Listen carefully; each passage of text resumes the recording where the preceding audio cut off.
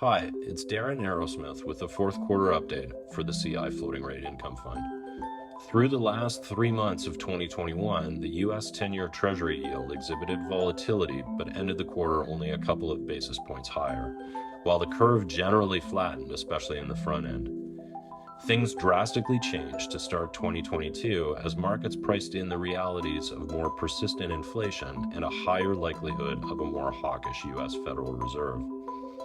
On January 12th, the U.S. released a headline CPI figure of 7%, making it the highest reading since 1982. Investors are starting to believe that inflation, rather than the Omicron variant, may be the biggest threat to the U.S. economy at the moment.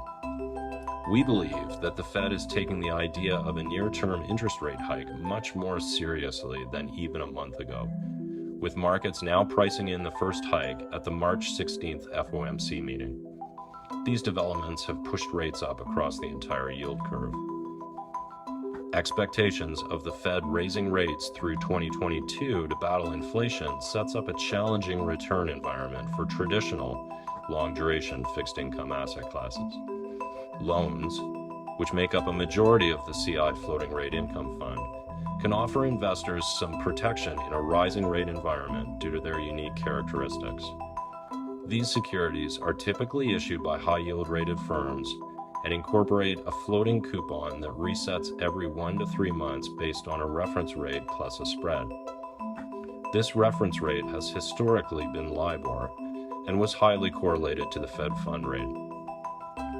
These securities therefore have the potential to have their coupons reset higher as the Fed increases interest rates.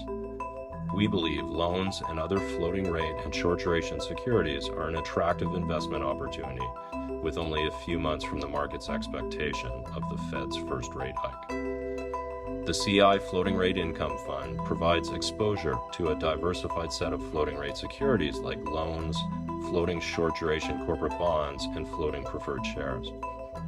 This diversified and higher quality approach allows our team to pull on multiple levers that drive returns based on our outlook. Since the fund's inception in mid-2017, it is the #1 ranked fund in the floating rate loans category. Please don't hesitate to get in contact with us if you have any questions. Thank you.